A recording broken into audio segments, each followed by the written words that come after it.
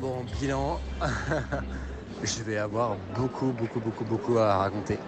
Je te fais un petit aperçu quand même. Donc, je suis tombé 18 fois, du verglas, mais sur tout le parcours, j'ai jamais vu ça. Certaines descentes ont été faites sur le cul, je te jure. Là, en mode toboggan, c'est n'importe quoi. Et je me suis sans doute sorti avec une entorse à la main. Là, la main gauche, elle a gonflé, j'ai trop mal. J'ai mal partout, mais bon, voilà, c'est fait. Bonjour, je suis Alexandre et bienvenue dans le podcast Les Joies du Sport. Dans ce podcast, je t'invite à découvrir des invités passionnés qui partageront leurs projets sportifs, qu'il s'agisse d'une aventure personnelle ou d'une course officielle. Chaque rencontre se déroulera en 2 temps. Dans la première partie, enregistrée quelques semaines avant le grand jour, nous plongerons dans le parcours et la préparation du projet de notre invité. Nous découvrirons comment il intègre son entraînement dans sa vie personnelle et professionnelle. Nous discuterons de ses sensations à l'approche de l'événement ainsi que ses attentes et son objectif sur ce défi. La seconde partie intervient après l'événement. Qu'elle soit couronnée de succès ou parsemée de difficultés, l'invité partagera son expérience lors d'un débriefing complet et nous analyserons la différence entre les attentes et les résultats obtenus. Maintenant que tu connais le concept, si tu souhaites partager ton futur projet sportif, je t'invite à me contacter via mon Instagram @lesjoiesdusport.podcast. Cela te permettra de suivre toutes les infos et actus du podcast.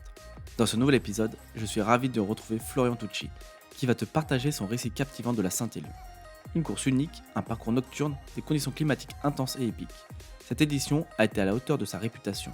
Et qui de mieux que Florian, participant passionné, pour te livrer tous les détails et les émotions vécues sur cette expérience. Avant de te laisser avec notre invité, laisse-moi te parler du Patreon associé au podcast. Cette plateforme, accessible depuis ton téléphone, te permettra d'accéder à des contenus exclusifs et aux épisodes en avant-première. Mais ce n'est pas tout. Tu pourras également participer activement au podcast en partageant tes idées à travers des sondages, des questions qui pourront être posées aux invités et encore bien d'autres surprises à venir dans le futur. Ce Patreon a été créé pour donner une toute nouvelle dimension au podcast, favorisant l'interaction et la participation. C'est également une façon de soutenir financièrement le podcast avec un système d'abonnement mensuel, ce qui aidera à son développement. Maintenant que cette présentation est faite, je te laisse avec notre invité. Bonjour Florian, ça fait plaisir de te revoir dans le podcast. Aujourd'hui, on va parler de ta course sur la Saint-Élion. Mais avant ça, j'invite tous ceux qui ne l'ont pas encore fait à écouter la partie 1, qui est l'épisode 2 sur le podcast, dans lequel on aborde ton évolution dans le trail, mais également dans lequel où tu partages ton expérience et des conseils sur la gestion de la glycémie, du fait que c'est un point important pour toi, sachant que tu es diabétique de type 1. Mm. Mais sans trop tarder, on peut enchaîner sur cet épisode-là. Si tu le veux bien, je te propose qu'on retrace les 2 dernières semaines d'avant-course, c'est-à-dire entre le premier enregistrement et le moment où tu prends le train pour descendre sur Lyon. Ouais, salut Alex, c'est un plaisir aussi de revenir là pour reparler de cette course dont j'ai du mal à me remettre, autant physiquement que moralement. Mais vraiment là, content que ça soit passé et content de pouvoir la débriefer. Bah du coup, depuis 2 semaines, c'est passé vite en fait. Là, j'ai l'impression que c'est hier, là, l'enregistrement du premier épisode. Et bah j'ai levé le pied un petit peu, chose que j'ai rarement pu faire cette année, que j'ai rarement eu envie de faire.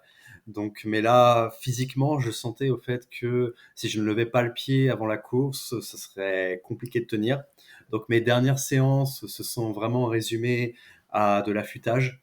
Donc, la semaine de notre enregistrement, il y a 2 semaines, j'ai maintenu là un volume minimum, on va dire 60 km, j'ai dû faire dans la semaine, avec des sorties, surtout, comme j'avais parlé, le soir, lorsqu'il faisait froid, lorsque t'as pas envie de sortir. Je me souviens de la sortie une semaine avant la course. C'était le vendredi soir à 18h30, il commençait à faire froid, il faisait nuit, après le boulot, les autres ils vont boire un verre, toi tu rentres, tu dis putain merde, en fait pourquoi, qu'est-ce que je fous là, pourquoi je vais courir? Et j'ai réussi à me motiver, j'ai été courir, et là ça a été un tout petit déclic dans ma tête en me disant ouais c'est bon là t'es vraiment dedans. Et du coup, dernière semaine là de préparation, ça a été très léger. Je n'ai couru qu'une vingtaine de kilomètres avant la Saint-Élion. En vrai. Et est-ce que tu as mis des choses en place au niveau de l'alimentation, juste les quelques jours avant la course ou la dernière semaine? Ouais.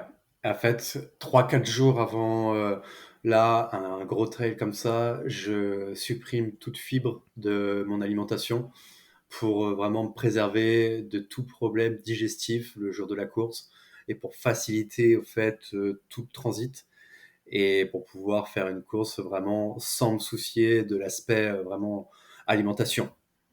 Et aussi, quand même, faut le signaler, donc c'est masse de riz, c'est masse de pâtes, évidemment, la semaine qui précède pour constituer une réserve de glucides là suffisante. Et prendre du poids, parce que après chaque course de 80 km que j'ai fait cette année, j'ai perdu entre 1 et 2 kilos. Ah oui, quand même. Ouais. Au niveau du transport, toi, tu es descendu comment, du coup, sur Lyon pour la course? Pour le transport, je suis descendu en TGV. En fait, contrairement à l'année dernière où j'étais descendu là avec des potes qui faisaient mon assistance en voiture tôt le matin, là j'ai décidé vraiment de passer la nuit précédant la course chez moi pour vraiment être tranquille et ne pas avoir le temps d'adaptation qu'on peut avoir lorsqu'on dort pas chez soi. Il y a toujours le risque de mal dormir. Donc du coup, je n'ai pris le TGV qu'à 12h30 à Paris.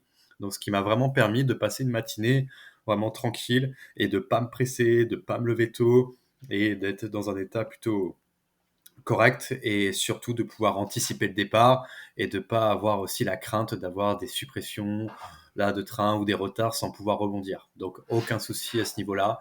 Je suis parti à 12h30, je suis arrivé 14h30 sur Lyon. Donc ça, c'était le samedi? Ouais, le samedi, jour de la course. D'accord. Du coup, après, tu allé récupérer ton dossard à Altony-Garnier, Ouais, j'imagine? c'est ça. Et d'ailleurs, j'étais pas le seul du TGV. Là, tout le monde a fait à peu près la même chose. J'ai dû croiser au moins 3 4 personnes dans mon wagon qui faisaient la Saint-Élion. Donc, arrivé à Lyon-Pardieu, on s'est tous dirigés vers la Tony Garnier. Et je suis arrivé, quelle heure pour être 15 heures. Juste en termes d'organisation, comment tu as fait pour aller jusqu'à Saint-Étienne, sachant que, je le rappelle, la course Saint-Élion, c'est pas une course en boucle. Elle part de Saint-Étienne, elle arrive à Lyon. Il y a quand même plusieurs dizaines de kilomètres d'écart entre les deux villes.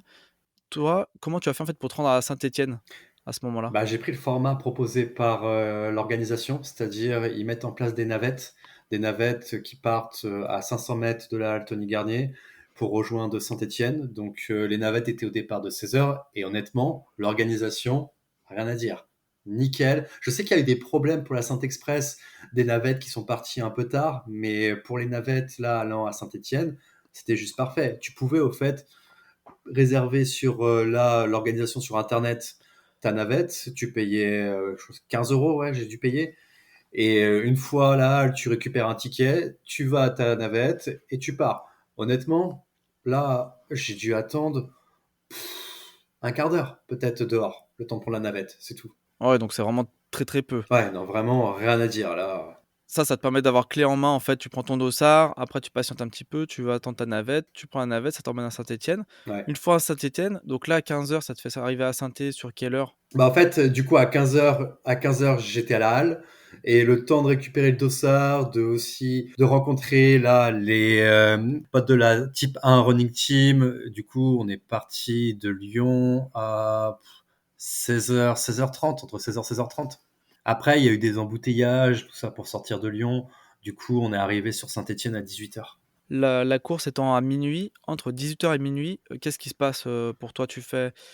Sachant que la course part à minuit, tu auras forcément une nuit blanche. Comment tu as géré ce repos? Est-ce que tu en as profité pour, te reposer? Alors, il y a plusieurs choix possibles. En fait, c'est très marrant parce que là, quand tu arrives à Saint-Étienne, c'est dans une sorte de gymnase au fait, là où tu es accueilli.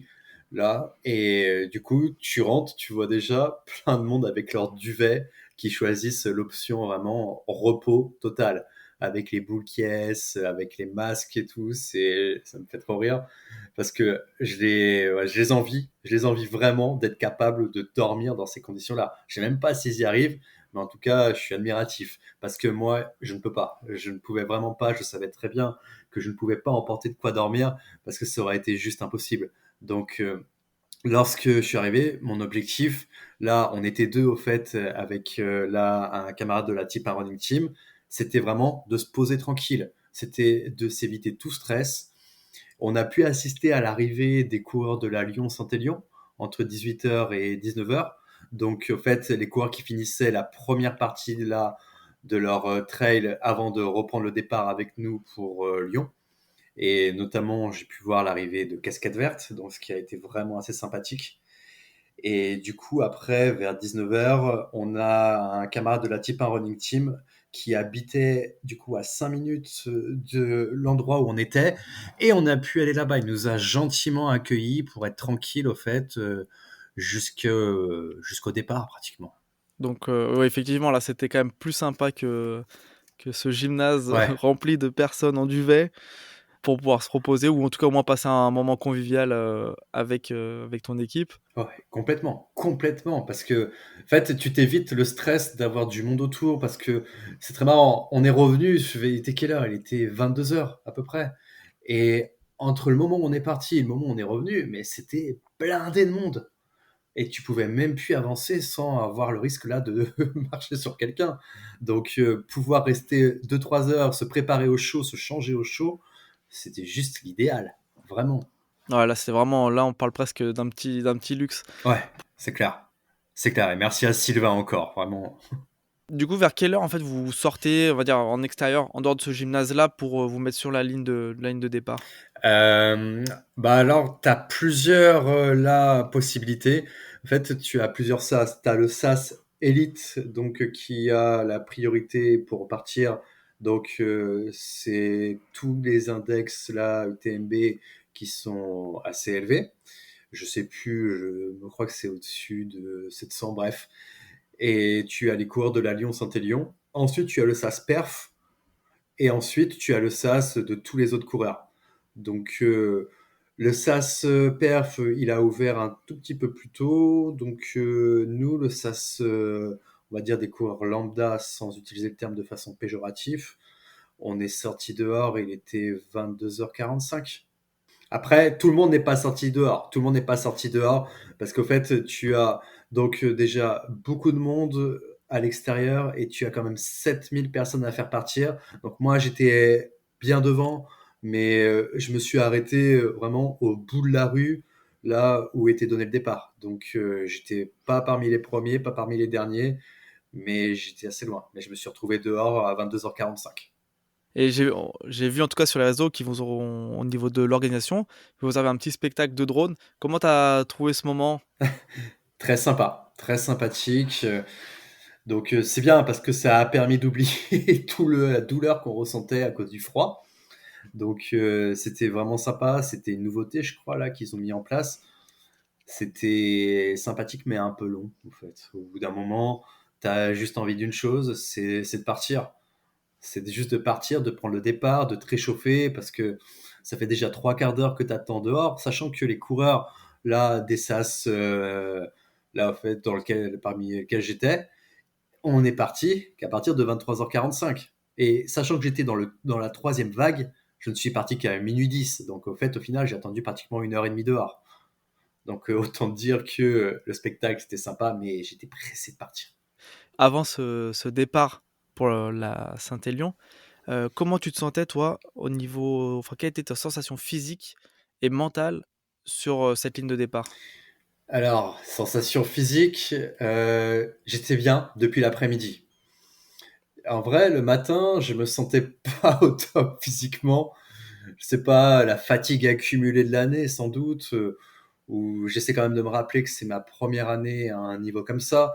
Donc, j'avais une certaine fatigue accumulée, pas une fatigue des derniers entraînements, mais vraiment une fatigue là, cumulée sur l'ensemble de l'année, je dirais.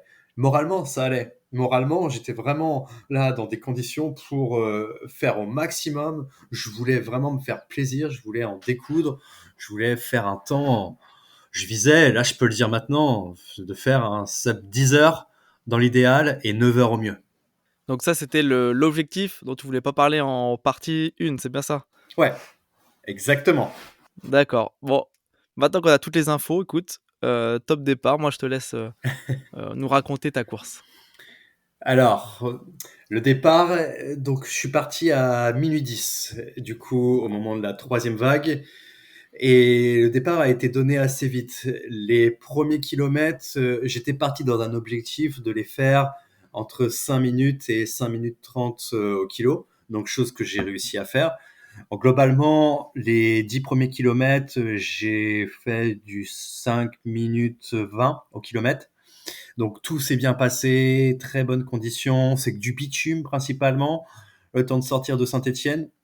Et ce n'est qu'à peu près au 8e kilomètre, 9e, qu'on rentre là dans les premiers sentiers.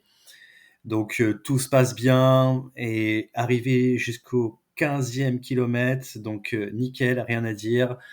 Mais c'est au 16e kilomètre où ça commence à se gâter, pas que pour moi, mais pour tout le monde. C'est le moment des premières grosses descentes. Et ces premières descentes, elles font très mal parce que, en fait, c'est là où on se rend compte que le parcours est recouvert de verglas. Et donc, du coup, qui dit verglas dit évidemment chute. Et je suis parmi les premiers à avoir subi ces chutes, du coup. Et je suis tombé assez violemment au 15e kilomètre. Et donc, quand je dis violemment, c'est que j'ai fait littéralement des roulades dans la descente.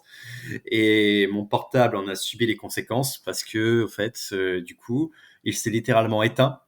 Donc, il s'est rallumé, mais du coup, je ne comprenais pas pourquoi je n'avais plus de musique jusqu'à ce que je me rende compte que le Bluetooth ne fonctionnait plus, en fait. Donc, je pense que c'est l'antenne qui a été cassée parce que quand j'ai regardé derrière mon portable, en fait, c'est bon, je peux dire la marque, c'est un iPhone 12 et tout l'arrière était cassé. Donc, mon portable s'allumait, mais plus de Bluetooth. Et qui dit plus de Bluetooth dit pour moi également plus d'accès à ma glycémie en direct avec mon capteur Dexcom. Donc, grosse remise en question, sachant que je testais quelque chose de nouveau pour moi sur parcours. C'était au fait de courir avec 2 montres connectées. Donc, une Garmin Fenix 7S dont j'ai fait l'acquisition récemment et une autre Garmin Forerunner dont je me servais pour avoir uniquement ma glycémie. Et donc, ça me permettait au fait de pouvoir anticiper toute baisse de glycémie et pouvoir me projeter assez rapidement en cas d'hypo que je vois arriver pour pouvoir me resucrer. Donc à ce moment-là, c'est plus possible. Donc autant dire que là, grosse remise en question, plus de musique, plus de glycémie. Donc là, moralement, je me dis, ok, on va jusqu'au premier ravito qui est au 18e kilomètre et on avise. Donc du coup, je suis un peu plus prudent sur les 3 kilomètres là qui restent jusqu'au premier ravito. Et arrivé au premier ravito, du coup, au 18e kilomètre, là, je me pose et je regarde mon portable et effectivement, je me rends compte que le Wi-Fi ne marche pas, que le Bluetooth, pareil, ne fonctionne pas et je comprends très vite que c'est l'antenne et que c'est fichu, que j'ai beau l'éteindre, que j'ai beau le rallumer, rien n'y fait. Donc, je me conditionne à repartir avec, du coup, aucune musique, aucun podcast, parce que pour l'anecdote, j'avais prévu d'écouter la première partie de l'épisode qu'on a enregistré à ce moment-là pour me remettre en condition vraiment. Donc, impossible. Et surtout, le plus embêtant, c'est l'accès à la glycémie. Donc, il se trouve que, je sais plus si je l'avais mentionné, mais une tactique que j'ai développée lors de mon trail à Volvic, c'était d'avoir un deuxième capteur sur moi. Donc, c'est un capteur Freestyle Libre, au fait, qui passe là par le scan grâce à la puce NFS des portables. Donc, heureusement, mon portable fonctionnait encore pour ça, et j'ai pu scanner mon deuxième capteur de glycémie. Mais du coup, le problème, c'est que je n'avais plus accès en direct sur ma montre à la glycémie et que je devais à chaque fois scanner manuellement avec le portable. Au fait, c'est une réadaptation assez rapide à laquelle j'ai dû procéder et j'avoue que une pote m'a envoyé là, un message pour bien me remotiver là sur le ravitaillement. Elle m'a dit tu repars, t'as voulu raconter des anecdotes donc tu vas en avoir. Et bah pas manqué, effectivement, je vais en avoir des anecdotes à raconter. Donc je repars. Je repars assez prudemment, donc je décide de baisser un petit peu l'allure. Là, parce que je me rends compte que ça sert à rien en fait de tomber et de finir avec quelque chose de cassé. Surtout que je me rends compte que je commence à avoir mal à la main. Je commence à avoir mal à la main gauche parce que je me suis un petit peu rattrapé dessus, donc du coup sur ma première chute. Et en fait, je me rendrai vite compte au deuxième ravito qu'il s'agit sans doute d'une entorse. Donc après, entre le 18e kilomètre et le 35e kilomètre, du coup, aucun ravito. Et là, ça s'annonce un petit peu compliqué parce que là, on rentre dans les sentiers qui sont un peu plus en altitude et je cumule les chutes. Donc, deuxième, troisième, quatrième, cinquième, sixième chute, je commence un petit peu à moralement prendre un coup, me disant, en fait, qu'est-ce que je fais mal? Qu'est-ce que je fais mal? Pourquoi je tombe? J'ai l'impression de voir personne tomber autour de moi. Et je me remets fortement en question. J'arrive à chaque fois à passer outre et repartir, relancer quand même là où je peux. Mais au bout d'un moment, ça devient compliqué. Et vraiment, je me dis, là, qu'est-ce que j'ai fait de mal? J'ai mal choisi mes chaussures à crampons, peut-être. Mais au final, je continue. Je me dis, tu penseras à ça plus tard. C'est pas grave, ne te refroidis pas. Et j'arrive du coup à Sainte-Catherine. De tête, il était 4 heures du matin, je crois. Et c'est très marrant parce que lorsque j'arrive à Sainte-Catherine, tu as le speaker le speaker de Sainte-Catherine qui est présent et qui annonce là tout de façon très très très joyeuse. Il fait moins 10 degrés donc sur Sainte-Catherine. Bravo à vous. Là, j'ai envie de dire en fait bravo peut-être, mais là, là j'ai juste envie de me mettre au chaud. Donc j'essaie de prendre une soupe. J'essaie vraiment de continuer à m'alimenter régulièrement et surtout là de prendre quelque chose qui te fait plaisir en fait. Donc je prends une soupe sur le ravito pour me réchauffer, c'est le plus urgent, je me dis. Je vois un petit peu, je juge mes sensations là au niveau de l'alimentation, ça passe bien, du coup là je suis assez content, mais je commence à avoir froid et je commence à ressentir les douleurs de mes chutes. Où je me dis là, mais vraiment moralement, pourquoi tu fais ça? Pourquoi tu continues au risque de te blesser encore plus? Et j'avoue qu'en sortant du ravito, je ressors en marchant, et qu'est-ce que je vois sur ma droite? Les cars qui ramenaient les relayeurs sur Lyon, parce que la course se fait aussi en relais, et donc du coup les relayeurs qui terminaient à Sainte-Catherine rentraient en car. Donc là, je me dis, mais en fait, pourquoi tu ne prends pas le car? Pourquoi tu ne mets pas fin à tes souffrances? Pourquoi tu ne rentres pas au fait? Il n'y a aucune honte, c'est pas grave. Les conditions sont extrêmes, tu auras au moins essayé. Et au final, je me rappelle en fait des conseils d'une pote l'année dernière sur qui faisait l'assistance et qui réussissait bien à booster. Donc je me suis dit tu fonces, tu t'arrêtes pas, tu repars. Donc je me suis caché au fait là l'écart de ma vue et je suis reparti. Et je suis reparti là direction le prochain ravito. Alors, 4 heures du matin, du coup, 4h30, parce que je suis resté assez longtemps à Sainte-Catherine, je repars, direction le prochain ravito, donc de Saint-Genoux, je crois, qui se situait pour moi au 42e kilomètre, mais il se trouve au fait qu'il était bien après, parce que j'avais très mal calculé ou j'avais mal compris. J'avais entendu 8 kilomètres là entre tel ravito, et j'avais cru que c'était celui-là. Mais non, en fait, je me suis tapé 4 kilomètres en plus, et c'était infernal. C'était infernal pour rejoindre ce ravito. Je crois que c'était la pire partie du parcours. C'est là où on ne pouvait plus avancer. C'est là où vraiment les descentes, c'était des toboggans. On s'est mis avec là le groupe avec lequel j'étais sur le cul pour glisser juste parce qu'on ne pouvait plus se relever. Et c'était vraiment là à la chaîne, on se soutenait à chaque fois qu'on tombait. Je me souviens là, et je remercierai jamais assez celui qui a fait ça, quelqu'un qui me tenait derrière pour pas que je tombe. Et limite, il se mettait lui-même en péril, au fait. Donc c'est vraiment ça, je trouve ça génial, cette solidarité qu'on peut retrouver dans ces moments-là. Parce que passons sur ceux qui font à toute allure, là, au risque de te faire tomber. Heureusement, la plupart, c'était vraiment avec un bon esprit. Donc il se trouve qu'il y a des chemins qui étaient tellement impraticables qu'on a coupé à travers champs. On a coupé à travers champs, on a longé les chemins, parce que c'était juste impossible. Il y a eu des embouteillages de malades, et c'est là où j'ai compris, je me suis dit, oublie le temps, au fait. Là, tu vas juste terminer, c'est tout, t'as froid. Là, tu trembles, tu commences là à avoir quand même des kilomètres dans les jambes, donc pense juste à terminer. Donc, au final, je parviens à rejoindre le prochain ravito, donc de Saint-Genoux. Il est quelle heure quand bah, c'est le jour commençait un peu à se lever, donc je l'ai rejoint vers ouais, c'est ça, c'est 6h40 du matin. Et à ce moment-là, j'avoue que c'est aussi quelque chose que je fais quand je commence à être un petit peu mal, c'est que je vais regarder les messages que je peux recevoir de soutien. Et là, je commence à recevoir des messages de soutien des gens de mon club de trail et mon coach notamment. Et en fait, ça m'a fait trop plaisir. Le voir, en fait, qui me suit, c'est pour moi, en fait, là, je me dis, va jusqu'au bout et ça me rebooste là de malade et je me dis tu peux pas arrêter. Et ce qui s'est passé, c'est que là, j'ai réussi à relancer. Après le ravito du coup de Saint-Genou, j'ai relancé et je suis retombé dans des kilomètres en dessous de 6 minutes. En dessous de 6 minutes jusqu'au prochain ravito de Soucieux, ouais, c'est celui de Soucieux, donc auquel je suis arrivé, ouais, c'est ça, auquel je suis arrivé, de tête, il était à peu près 8h30 du matin, ouais. Le jour commençait déjà à bien se lever et je commençais à renvoyer. Et c'était très marrant parce que tous les gens que j'avais vu me doubler, bah, j'ai redoublé au fur et à mesure. Donc il y avait on va pas se mentir, il y a un aspect agréable quand même de dire tu relances, tu redoubles, tu es dans de bonnes conditions.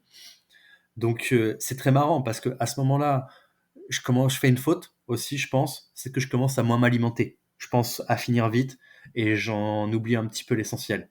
Et je l'ai payé après parce que soucieux, je me suis pas vraiment arrêté. Je me suis arrêté 3 minutes à tout casser et je suis reparti assez vite pour rejoindre Chaponneau. Et Chaponneau que j'ai rejoint du coup assez vite à 9h30 à peu près. Et c'est pareil, j'étais dans l'objectif de rejoindre le plus rapidement possible Lyon. Mais le problème, c'est qu'en repartant à Chaponneau, là, j'ai commencé à avoir physiquement un gros contre-coup de toutes mes chutes parce que les chutes ne se sont pas arrêtées. J'en étais à ma. Parce que je les ai comptées toute la nuit, ça a été vraiment mon fil rouge. J'avais besoin de me raccrocher à quelque chose, là, vu que j'avais plus de musique, pour avoir au moins là la continuité de la nuit. Et j'en étais à ma 16e chute. Donc vraiment, je commençais en fait là à sentir la crispation. Tu sais, quand tu tombes, t'es crispé parce que tu essaies là vraiment de bien retomber et tout, et tes muscles ils s'y attendent pas. Donc je commençais à ressentir cette crispation au fur et à mesure que je me refroidissais. Donc c'est devenait vraiment compliqué. Moralement, je sentais que c'était la fin. Donc j'ai pareil encore essayé de trouver les ressources. Je suis reparti, mais après je savais qu'il restait 13 kilomètres entre Chaponneau et l'arrivée, et je savais pertinemment qu'il y a certains kilomètres que je ferais, mais très lentement en marchant. Et effectivement, là, je commence à marcher, beaucoup marche aussi à côté. Je me souviens là je sais pas, alors de deux gars, un qui était encore bien, c'est marrant après Chaponneau, et l'autre qui avait des douleurs atroces au genou. Et celui qui est bien me demande, il me fait, est-ce que tu vas là marcher jusqu'à l'arrivée ou pas, parce que j'ai pas envie de le laisser tout seul et tout. Moi là j'ai envie de courir et tout. Donc ça me gêne parce que je vois au fait que l'autre il est dans un mal là extrême et tout, mais je lui dis, mais en fait non, je vais relancer dès que je peux, je relance. Et effectivement, j'ai réussi à relancer, arrivé au 71e, 72e kilomètre, où j'ai réussi, bon, c'est pas fou, mais je suis descendu en dessous de 8 minutes au kilomètre. Après, il y a eu les dernières montées. Et là, quand tu as la dernière montée, notamment la montée de l'aqueduc, tu maudis chaque dénivelé que tu fais. Chaque pas que tu fais en D+, tu le maudis.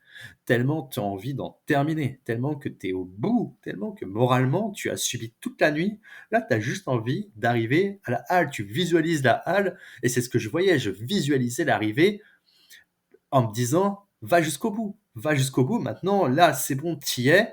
Donc, tiens, grâce à ça. Et la délivrance, elle est arrivée, je dirais, au 76e kilomètre, lorsque vraiment, là, t'es dans Lyon, t'as les bénévoles, tous les gens autour de tout qui te disent vas-y, c'est bon, c'est les derniers moments, on fonce et tout.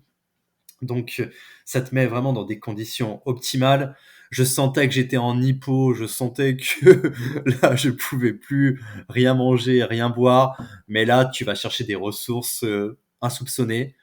Et jusqu'au dernier kilomètre, j'ai réussi là à redescendre. Je suis redescendu à 6 minutes au kilomètre, même sur le dernier. Je me demande même encore comment j'ai fait là, tellement j'étais dans le dur. Jusqu'à 11h30 ou 11h29 même pour être exact, et l'arrivée à la halte Tony Garnier et la délivrance. Bah déjà, félicitations à toi déjà d'être finisher de cette course, même si t'as pas réussi à aller en dessous de ton sub 10 heures. Ouais, j'ai mis pour être exact 11h20 du coup depuis mon départ. Mais je pense que vu les conditions, je pouvais pas. Franchement, je pouvais pas viser plus, donc je suis honnêtement content. Je suis pas satisfait, mais je suis content. Dans la partie 1, tu vas parler d'une bière à l'arrivée. Est-ce que ça a été le cas? Alors, figure-toi qu'il y avait le repas offert après la course et il y avait une bière offerte. Donc, j'y ai pensé, mais honnêtement, j'étais trop dans le mal. J'étais trop dans le dur et ça s'est pas fini là à boire une bière, ça s'est fini aux toilettes, en fait. Je pas les détails, mais j'étais tellement dans le mal que là, je ne pouvais rien manger. Je pouvais rien boire, je pouvais rien manger. Je voulais juste, au fait, dormir. J'ai réussi à prendre une douche, je ne sais pas comment. Et à peine je me suis posé là avec là mon pote de la type 1 running team que ma tête est tombée tout seul.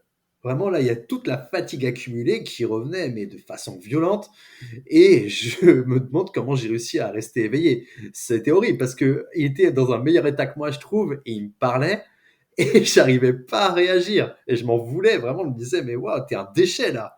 Du coup, tu parles justement de la fatigue. Je voulais revenir dessus, sur la gestion de la fatigue durant cette épreuve. Est-ce que toi, tu as ressenti un moment de fatigue lors de cette course?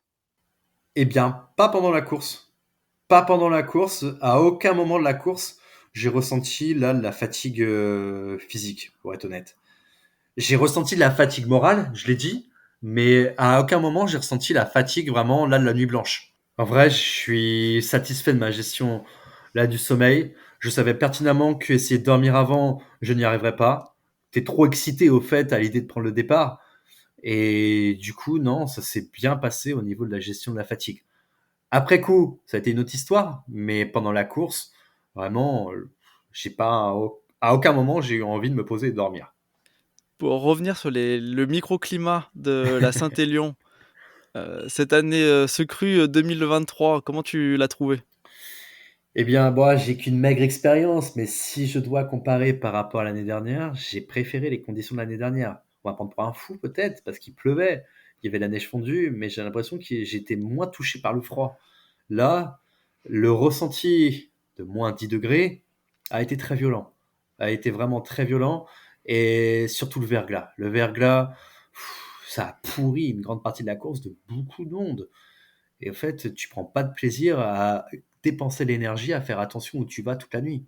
Et il y a des moments où sans doute j'étais en hypo, que j'étais plus lucide, voire où je marchais. Et j'avais l'impression de casser la gueule, excuse-moi l'expression, de me relever et de me recasser la gueule à peine un pas après, de ne vraiment plus tenir debout. Donc là, à ce moment-là, ouais, j'avais plus du tout de plaisir et je maudissais le microclimat de la Saint-Élion. Et toi qui as passé plus de 10 heures dehors avec des températures négatives, comment tu as géré ce froid? Est-ce que tu as quand même ressenti du froid au niveau des extrémités ou autre? Est-ce qu'il y a des choses ou peut-être des équipements que tu aurais voulu changer à ce niveau-là? Franchement, je pense que tu fais jamais les choses comme tu voudrais. Je pense que je les ai fait au mieux, parce que là, j'ai ressenti le froid uniquement lors des ravitaux que je m'arrêtais trop. C'est les seuls moments vraiment où j'étais impacté par le froid. Après, quand je dis impacté par le froid, c'est que ça me donnait envie d'arrêter. Parce que le reste du temps, le froid, ouais, il était présent. Mais après, c'était plutôt bien géré. Je n'ai pas eu de problème aux mains. L'année dernière, ça a été un gros souci, là, les gants. J'avais des gants, mais trop fins. Et du coup, c'est comme si j'avais rien sur les mains. Là, j'ai pris des gants double couche. C'est des gants, c'est tout con, c'est chez Decathlon. Là, c'est des gants qui ont une couche supplémentaire, là, qui te permettent vraiment d'être maintenu au chaud et ils ont fait leur boulot. Donc, non, le froid, vraiment, j'ai ressenti que sur les ravitaux quand je m'arrêtais.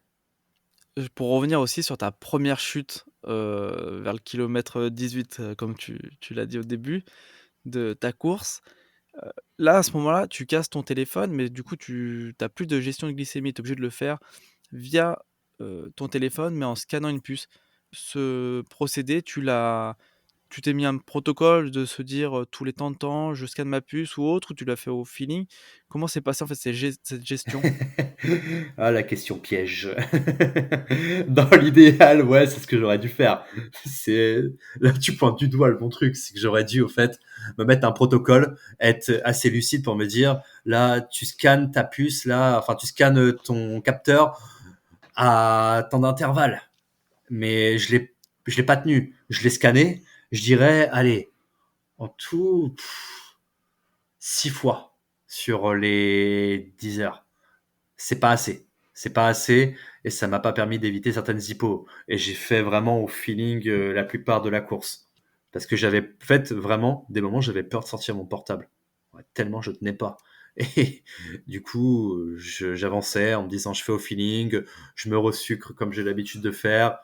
Et je me disais, j'avance pas trop là, je vais pas si vite que ça, donc ça peut passer. Et j'ai dû faire en tout 2 hippos peut-être que j'ai vraiment ressenti qui m'ont ralenti. Donc j'aurais pu mieux faire, mais j'ai pas fait comme il fallait. Pour parler de l'organisation de la Saint-Élion, toi, comment tu l'as trouvé en tant que, du coup, participant à cette course? Est-ce que tu as des choses que tu as particulièrement appréciées par rapport à d'autres courses ou au contraire des choses, que tu aimerais qu'ils soient améliorées à ce niveau-là? Au niveau de l'organisation, tu sens que c'est une machine qui est bien rodée. Vraiment, que ça soit au niveau du retrait des dossards. Il y a quelque chose qui m'a particulièrement impressionné, tu sais, c'est que tu as le salon trail running sur là, la halle Tony Garnier le vendredi et le samedi. Et du samedi au dimanche, ils enlèvent tout le salon pour préparer l'arrivée des coureurs, pour préparer là les espaces où tu vas récupérer ton sac. Et je trouve ça vachement impressionnant.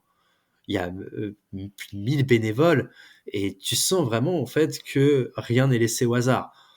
Après, honnêtement, la chose qui m'a le plus déplu, c'est le verglas, mais l'organisation n'y peut rien à ça.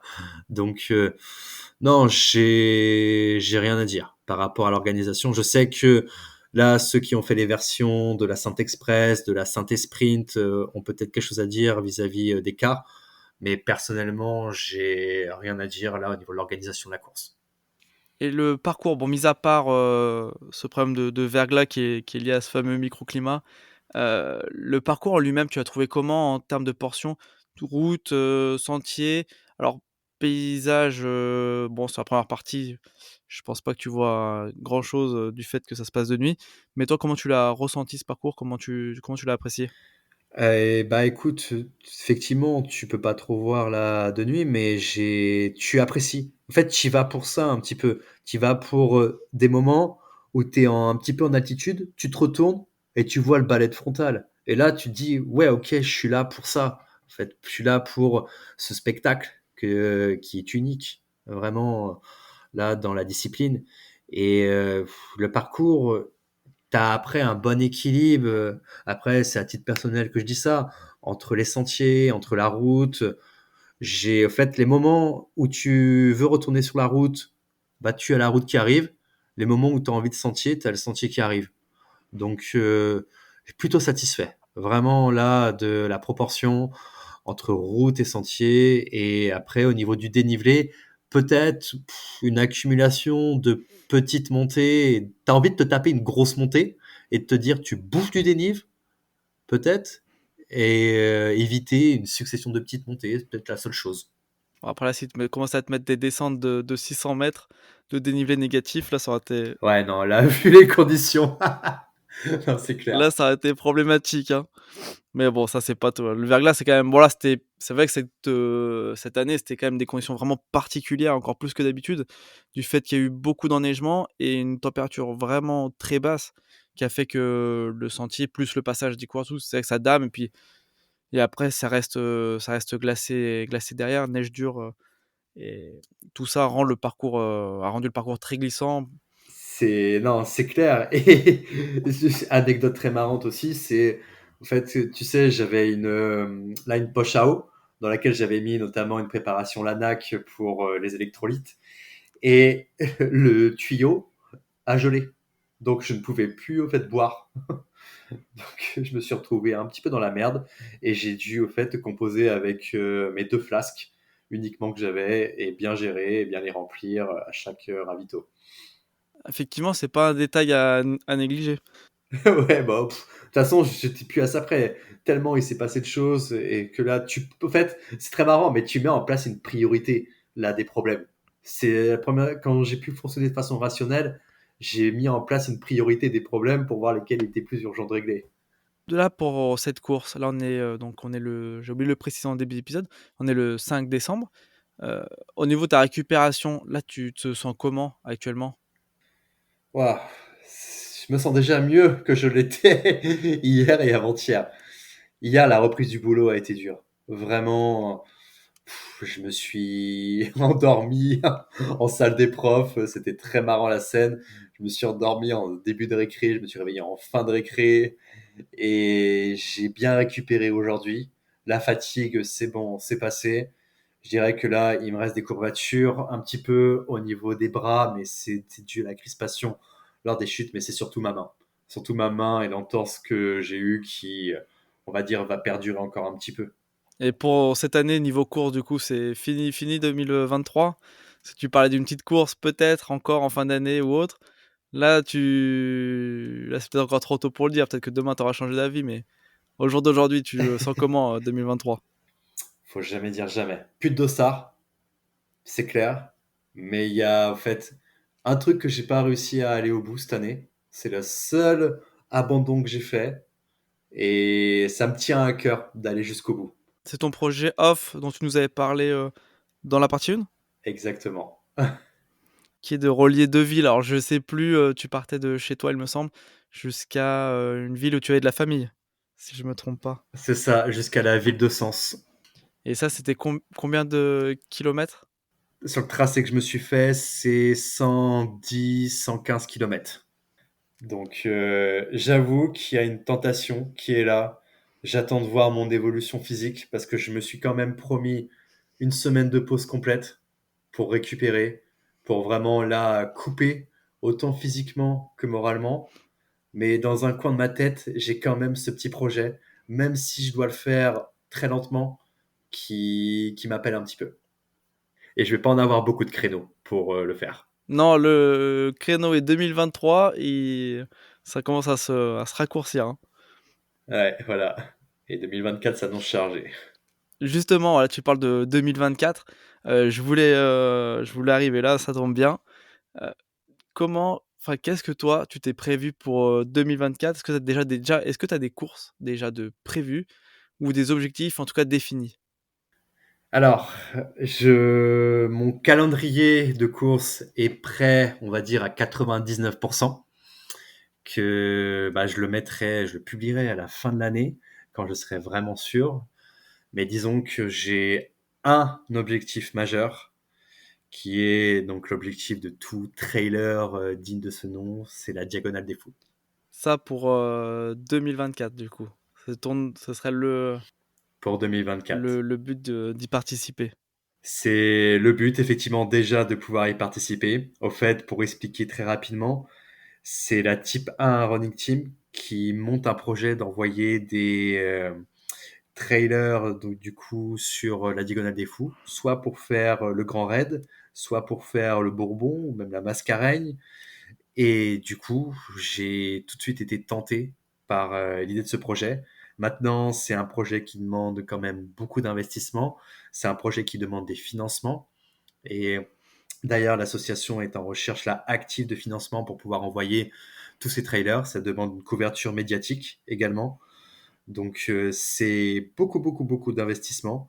Mais c'est un objectif au fait que tu peux pas laisser passer. Donc, si le destin me sourit et les inscriptions me permettent de m'y rendre, je pense que ce sera mon gros objectif. Toi, ta participation sur ce trail de La Réunion, ce serait sur le Grand Raid, la grande course? Je t'avoue que c'est un grand débat. J'en ai parlé pas plus tard que tout à l'heure avec mon coach, en disant là que je sais pas, au fait, si c'est une bonne idée. En soi, je sors là encore d'à 80 km où je me dis, putain, faut rajouter 80 km encore à ça. Est-ce que j'en suis capable? Est-ce que c'est une bonne idée d'y aller? Est-ce que là, je pourrais le faire dans de bonnes conditions? Est-ce que je regretterais pas? Mais au final, je me dis, c'est une chance. En fait, peut-être, ça sera la seule chance que j'aurai de le faire. Et je peux pas la laisser passer. Et je préfère vraiment me préparer convenablement, faire tous les sacrifices qu'il faut pour aller au bout, mais le faire. Si tu pars sur cet objectif-là, est-ce que ce sera ton premier ultra ou est-ce que tu vas faire un autre ultra dans la saison pour permettre de peut-être de mettre des choses en place, vérifier, peut-être la faisabilité du projet? C'est encore une question que je me posais il n'y a pas plus tard que 2 heures. Effectivement, Alors, j'ai effectivement envie de me tester sur la distance avant. Et du coup, là, après discussion, pareil avec mon coach, l'idée, c'est d'aller faire peut-être l'UT4M, mais en version challenge, c'est-à-dire peut-être de ne pas faire la version 170 km et 10 000 de dénive d'un coup, mais il y a une version qui existe sur 2, 3 ou 4 jours, et de pouvoir me challenger sur cette version-là, et de voir au fait comment mon corps répond sur un gros parcours sur 2 jours au moins. Tout ça t'annonce une année 2024 chargée. J'espère qu'elle se passera bien sans blessure et que tu atteindras en tout cas les objectifs dont tu t'es fixé et dont tu nous as parlé. Je te souhaite vraiment le meilleur dans ce sens-là. C'est gentil. Après, j'ai un autre objectif qui me tient à cœur, c'est je retourne sur le dernier homme debout. Donc, course que j'ai pu faire 2 fois cette année, où le principe est de tourner en boucle, de faire une boucle de 7 km autant de fois que tu peux en 24 heures. Donc, avec un départ tous les heures. Et la dernière fois, j'ai fait 9 boucles. La première fois, j'ai fait 6 boucles. Donc, j'ai un bel objectif. Là, pour ma prochaine participation, c'est d'aller très loin. C'est-à-dire qu'en très loin, tu as quand même une petite idée derrière la tête.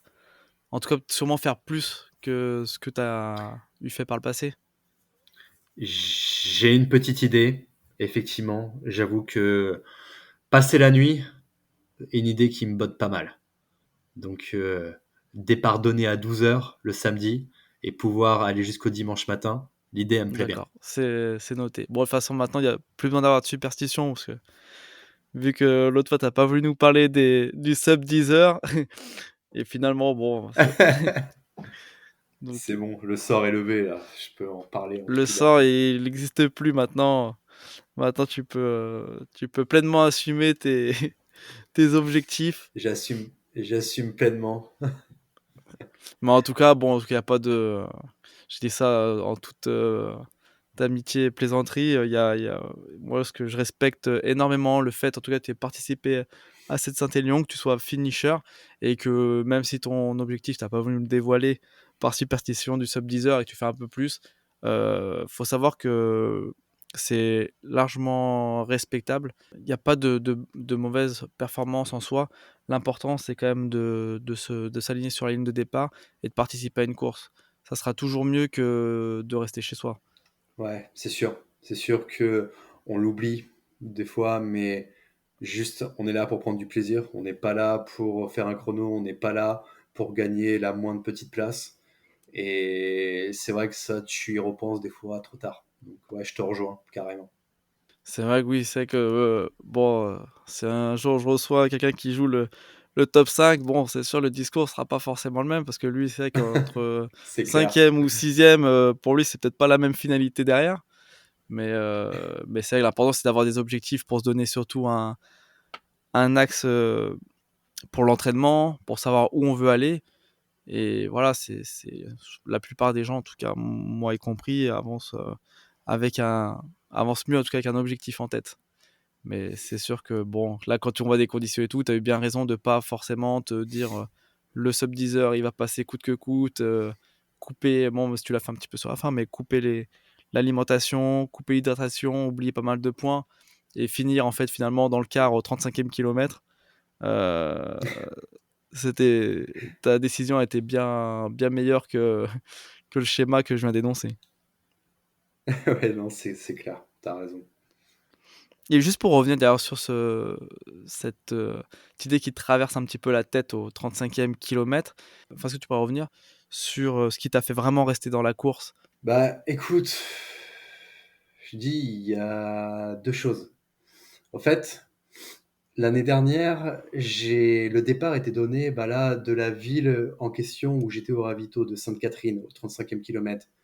Et donc, dans ma tête, je me mets vraiment des pensées positives pour me faire avancer.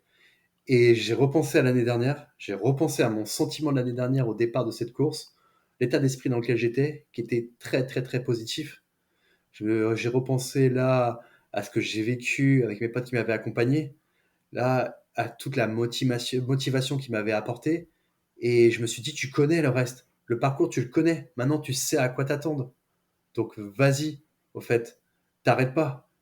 Ça a été la première chose. Et la deuxième chose, tout bêtement, je me suis dit, avance, ne réfléchis pas.